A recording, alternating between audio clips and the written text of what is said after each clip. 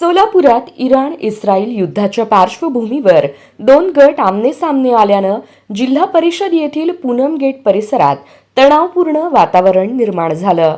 जिल्हा परिषद कार्यालयासमोर माकपतर्फे निषेध आंदोलन करण्यात आले. त्याचवेळी हिंदुत्ववादी संघटनांचे कार्यकर्ते इस्रायलच्या समर्थनार्थ दाखल झाल्यानं दोन्ही बाजूंमध्ये जोरदार घोषणाबाजी झाली.